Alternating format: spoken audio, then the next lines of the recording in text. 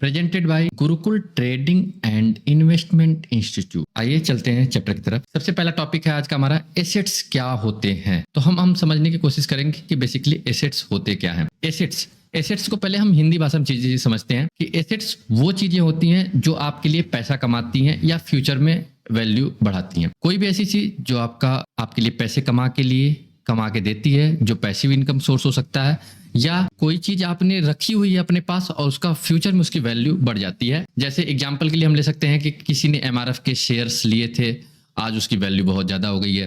किसी ने बिटकॉइन खरीदा था, आज उसकी वैल्यू बहुत ज्यादा हो गई है। That will be the assets. ये एसेट्स है, ठीक है। सिंपल वर्ड्स में हमारे पास जो मैंने लिख रखा है, आप ये देख सकते हैं कि सिंपल वर्ड्स में जो चीजें आपको इनकम दे या वैल्यू बढ़ाए वो एसेट्स होती है। एसेट्स हमारे पास कुछ भी हो सकता है, जैसे गोल्ड और सिल्वर। अभी आप देख पा रहे हैं कि गोल्ड और सिल्वर का जो है कि एक बहुत अच्छा एसेट्स के रूप में ले रहा है और लोग जो है कि खरीद रहे हैं। बिजनेस, अगर आपका कोई बिजनेस है वो भी आपके लिए एक एसेट्स है, ठीक है। आपने कोई स्टॉक्स या म्यूचुअल फंड ले रखा है, ये भी आपके लिए एसेट्स का काम करते हैं। ऐसी जो है कि जो चीजें आपको पैसे बना के दे रही हैं या पैसे कमा के दे रही हैं या जो आपने उसको रख रखा है और फ्यूचर में वैल्यू बढ़ा देती हैं, वो चीजें क्या होती हैं, एसेट्स। अब हम आते हैं लायबिलिटीज। यहाँ पे हम समझने की कोशिश करेंगे लायबिलिटीज क्या होती हैं। लायबिलिटीज वो होती है जो आपके पॉकेट से पैसा निकलवाए। मतलब पैसे कैसे निकलवाए, वो आपकी जिम्मेदारियां हो सकती हैं। ऐसा जो आपका उत्तरदायित्व है किसी के प्रति लेके, अपने घर के प्रति, अपनी फैमिली के प्रति, ठीक है। और या ऐसी चीजें जिनके आप रेडी हो, ठीक है। आपके पास कोई कर्ज ऐसा है तो वो सब क्या है, आपकी लायबिलिटीज है। लायबिलिटीज आपके पॉकेट से पैसा खर्च करवाती हैं, बदले में आपको पैसे नहीं मिलते हैं, आपके लिए पैसिव इनकम सोर्स नहीं जनरेट होता है। तो लायबिलिटी जो है कि पॉकेट से पैसे खर्च करवाएंगे। सिंपल वर्ड में हम समझेंगे, सिंपल वर्ड में यहाँ पे दे रखा है आपका कि जो चीजें आपके लिए खर्चा बन जाए वो लायबिलिटीज होती हैं। मतलब ऐसी चीज जो आपके लिए खर्च बन जाए वो लायबिलिटीज होती है। जैसे आपने कार ले ली, ठीक है, कार ले ली आपके लिए, तो ये लायबिलिटीज है। आपने किसी पर्सनल काम के लिए लोन ले रखा है, ये आपकी लायबिलिटीज है। क्रेडिट कार्ड, ये लायबिलिटीज है आपकी। क्रेडिट कार्ड का जो बिल आ रहा है वो आपके लिए लायबिलिटीज है। अब अगला टॉपिक समझेंगे रियल लाइफ एग्जांपल के साथ में। ऐसी बहुत सारी चीजें होती हैं जो कि आपके लिए एसेट्स भी हो सकती हैं, लायबिलिटीज भी हो सकती हैं। तो उसके हिसाब से हम समझते हैं। सिचुएशन दे रहा हूं, एक ही सिचुएशन है, उसमें दो अलग अलग केसेस है। जैसे आपने एक फ्लैट लिया है, सिचुएशन नंबर 1, आपने फ्लैट लिया है। अगर आपने फ्लैट को रेंट पे दे दिया है, तो रेंट पे दे दिया है, आपने फ्लैट लिया और उसको रेंट पे दे दिया, तो वो आपके लिए एक रेंटल इनकम आ रही है जो कि एक पैसिव इनकम है। तो ये आपके लिए क्या हो गया, एसेट्स हो गया। लेकिन आप खुद रह रहे हो, आपके पास एक ऑलरेडी मकान था, आपने एक और फ्लैट ले लिया, आप दोनों जगह रह रहे हो, आप उस फ्लैट में भी रह रहे हो। तो जब आप फ्लैट में रह रहे हो या आपने उसको रेंट पे नहीं दिया है, तो वहां पे क्या होगा, आपको मेंटेनेंस भी देना होगा और जो आपने फ्लैट लोन पे ले रखा है उसकी ईएमआई भी भरनी पड़ेगी। तो दैट विल भी ये क्या हो जाएगा, लायबिलिटीज हो जाएगी आपकी। मतलब क्या हो गई, जिम्मेदारी हो गई या उत्तरदायित्व हो गया, या आप उसके रेडी हो गए हो जो आपको पूरी करनी है। और रह रहे हैं तो मेंटेनेंस चार्ज भी आपको देना पड़ेगा और वहां से आपको इनकम नहीं आ रही है। तो ये क्या हो गया, आपके लिए एक एसेट्स और लायबिलिटीज का प्रैक्टिकल एग्जांपल हो गया। जैसे बहुत ऐसी सारी चीजें हैं। जैसे आप एक कार ले रहे हो, अगर आप कार उसको जो है कि रेंट पे दे रहे हो, लाइक जूम कार या कोई भी ब्ला ऐसी चीजों पे, या रैपिडो, ओला, उबर ऐसे यूज कर रहे हो आप रेंटल बेस पे, तो उस कार से आपको कुछ पैसे आ रहे हैं, तो वो आपके लिए एसेट्स हो जाएगा। बट आप कार को पर्सनल यूज के लिए कर रहे हो, तो आपको उसकी सर्विसिंग का चार्ज देना पड़ेगा, उसके पेट्रोल का चार्ज देना पड़ेगा, उसके मेंटेनेंस का चार्ज देना पड़ेगा, और उसके बदले में आपको कुछ नहीं मिलेगा। तो वो कार जो क्या हो जाएगी, आपकी लायबिलिटी। तो ऐसी बहुत सारी चीजें हैं जो आपके लिए एसेट्स भी हो सकती हैं, लायबिलिटीज भी हो सकती हैं। आप उनका यूज कैसे कर रहे हैं, ये सबसे बड़ी बात है, ठीक है। अगला टॉपिक समझते हैं कि माइंडसेट क्या होता है। एक जो अमीर लोग हैं उनका माइंडसेट क्या होता है, एक गरीब लोग। ये माइंडसेट बेसिकली डिपेंड करता है, ये माइंडसेट के हिसाब से मैं गरीब और अमीर बता रहा हूँ, रिच पीपल और पुअर पीपल, कि दो लोगों के माइंडसेट कैसे हो सकते हैं। जैसे कि किताब है rich dad versus poor dad, तो उसमें किसी पर्सन को नहीं बताया गया है, उसमें यह बताया गया है कि एक पर्सन होते हैं जिनका माइंडसेट रिच मतलब अमीर बनने के जैसा है, और एक है जो गरीब माइंडसेट के साथ में है। तो अमीर लोग क्या करते हैं ये समझने की करेंगे हम ट्राई कि पहले एसेट्स खरीदते हैं। रिच लोग हमेशा पहले एसेट्स खरीदेंगे, उस एसेट से जो पैसे आएंगे उससे अपनी लाइबिलिटीज पूरी करेंगे।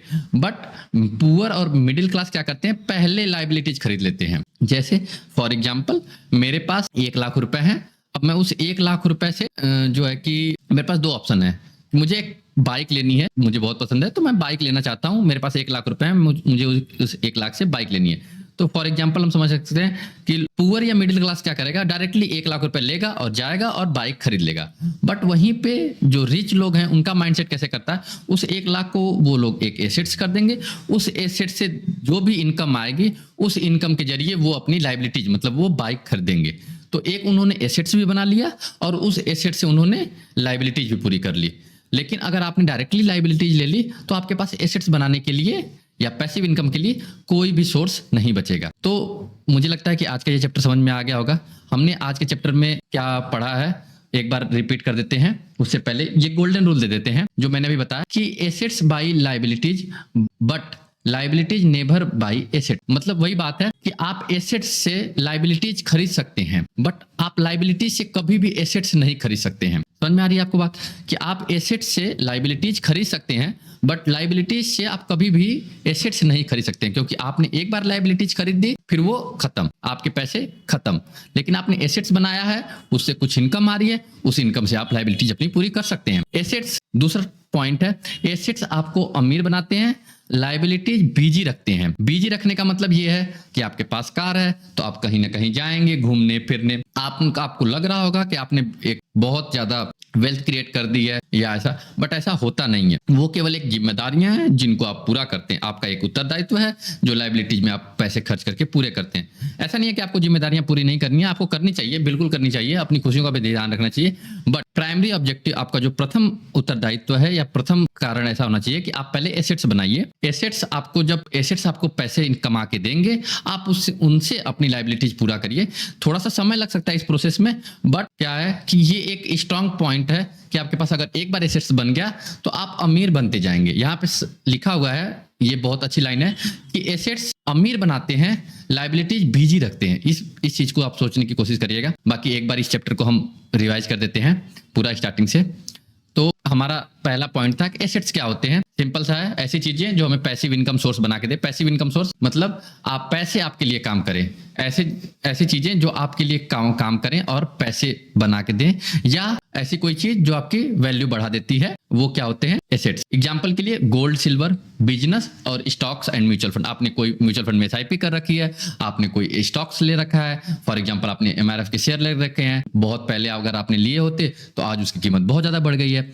कोई बिजनेस कर रखा है, वहां से आपको इनकम आ रही है, that will be your assets.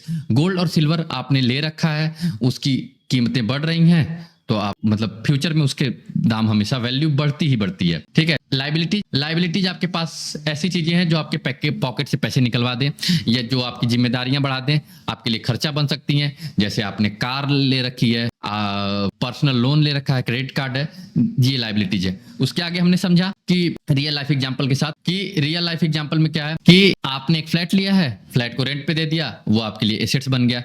अगर आप उसमें खुद रह रहे हो तो वो आपके लिए लाइबिलिटीज बन गया। तो ऐसी बहुत सारी चीजें हैं जो आपके लिए एसेट्स बन सकती हैं, आपके लिए लाइबिलिटीज बन सकती हैं। आपका माइंडसेट क्लियर होना चाहिए कि आप उस चीज को ले किस लिए रहे हो, एसेट्स के लिए या लाइबिलिटीज के लिए। अगर लाइबिलिटीज के लिए ले रहे हो तो रुक जाइए, थोड़े टाइम के लिए पहले एसेट्स खरीद लीजिए, फिर उसके बाद उसको लाइबिलिटीज में लाइए। उस एसेट से जो भी इनकम आ रही है उससे अपनी लाइबिलिटीज पूरा करिए। थोड़ा सा टाइम लगेगा बट हो जाएगा। ठीक है। तो यहाँ पे सिंपल सा एक रूल लिखा हुआ है कि रिच लोग, जो रिच माइंडसेट वाले लोग हैं, जिनका माइंडसेट रिच बनने का है, वो पहले एसेट्स खरीदते हैं, और पुअर और मिडिल क्लास क्या करते हैं, पहले लाइबिलिटीज खरीद सकते हैं। तो पुअर और मिडिल क्लास के पास ग्रोथ के चांसेस खत्म हो जाते हैं क्योंकि वो पहले ही लाइबिलिटीज खरीद लेते हैं।